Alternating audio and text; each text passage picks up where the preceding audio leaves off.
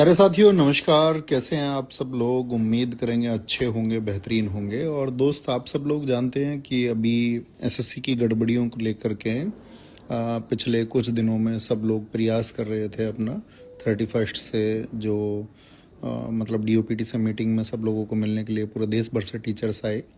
और उसके बाद में जो भी सारी चीज़ें हुई आप सब लोगों के सामने है कि अभी तक कोई भी सॉल्यूशन नहीं हुआ है। इवन आज जो स्टेनो का एग्ज़ाम हुआ है तो उसमें भी वही गड़बड़ियाँ देखने को मिली हैं। वही सेंटर्स हैं जो क्वेश्चनेबल थे, आज स्टेनो के एग्ज़ाम में भी वही हैं।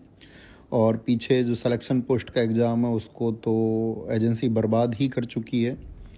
तो आगे अभी जो आपका सीजीएल है बेशक उसको वो पोस्टपोन कर दें, लेकिन जो होना है आगे तो उसमें भी वो गड़बड़ियाँ होनी तय ही हैं कि वो गड़बड़ी होंगी ही होंगी। तो मुद्दा ये है कि सब लोग उसके लिए प्रयास कर रहे हैं अपने तरीक़ों से। और आप सब लोगों से हमेशा सब लोगों को ये रिक्वेस्ट भी रहता है या ज़रूरत भी रहती है कि आप टीचर्स को उसमें सहयोग करें, सपोर्ट करें। लेकिन आपने देखा होगा पिछले 1-2 दिन में कुछ माहौल बना कि बहुत सारे टीचर्स एक दूसरे को क्वेश्चन मार्क लगाने लग गए, जो कि एकदम उचित नहीं है। और हम रिक्वेस्ट भी करेंगे सब लोगों से, इवन स्टूडेंट्स से भी हम ये रिक्वेस्ट करेंगे कि इस तरह आपको लगे ना कि कोई भी व्यक्ति नेगेटिविटी फैला रहा है, ये तो गड़बड़ की बात हो जाएगी। ठीक है, तो ये तो कर्जन पॉलिसी हो जाएगी। फिर तो इसमें जो एजेंसी हैं या जो भी आपका संस्थाएं हैं जो इसको एग्जीक्यूट गलत तरीके से करा रही हैं, तो वो कर्जन का फिर एक पार्ट प्ले कर रही हैं। ठीक है, डिवाइड एंड रूल हो जाएगा उसके हिसाब से। तो कि पहले इन सब लोगों को बांट दो, इन लोगों को अलग अलग रास्ते पे भेज दो और फिर राज करो। तो मैं ये समझता हूँ कि उतना तो स्टूडेंट्स के अंदर भी मैच्योरिटी होनी चाहिए, और स्टूडेंट्स से ज़्यादा मैच्योरिटी टीचर्स के अंदर होनी चाहिए कि कोई भी ऐसी चीज़ है कि जिस पे हम लोग किसी मुद्दे पे बट सकते हैं तो हमको नहीं बटना है। ठीक है, जब तक हमारी चीज़ें नहीं होती उसके लिए हमको प्रयासरत रहना होगा कि हमारी चीज़ों में सुधार रहे। और जो लोग इसकी अगुवाई कर रहे हैं, सारे टीचर्स हैं, पूरे देश भर से टीचर्स हैं, चाहे आप बिहार से बोलें, चाहे मध्य प्रदेश से बोलें, चाहे आप राजस्थान से कहें, चाहे आप उत्तर प्रदेश से कहें, या आप चाहे दिल्ली से कहें, तो सब जगह से टीचर्स हैं।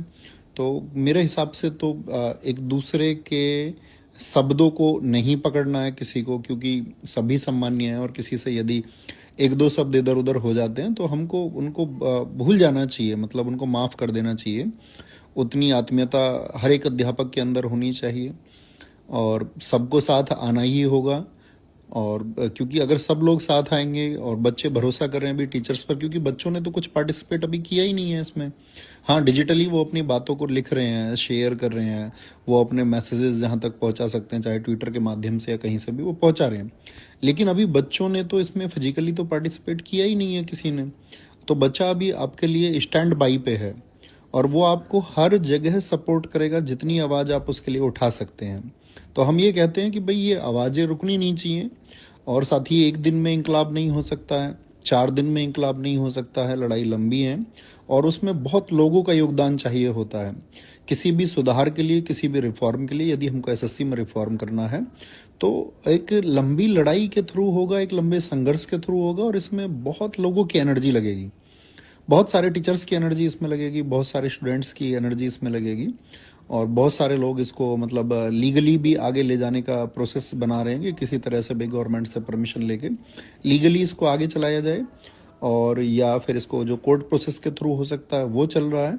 बाकी आप सबको इसमें आपका धैर्य रखना है और उन सभी लोगों की किसी भी एक छोटी चीज़ को जो त्यागने के योग्य है, यानी कि किसी से चलो कि शब्दों में हो गया, किसी टीचर से किसी ने कुछ कह दिया तो आप उसको त्याग दीजिए। देखिए ये सिद्धांत बहुत अच्छा है, आप सब लोग जानते हैं कि भाई हमें आगे बढ़ने के लिए जिन चीज़ों की ज़रूरत है हम सिर्फ उन्हीं पे बात करें, नेगेटिविटी को स्प्रेड बिल्कुल ना करें, कोई एक दूसरे के खिलाफ ना बोले, क्योंकि हम सब एक ही हैं, हम सबका उद्देश्य एक ही है और उसी एक उद्देश्य में हम आगे बढ़ सकते हैं।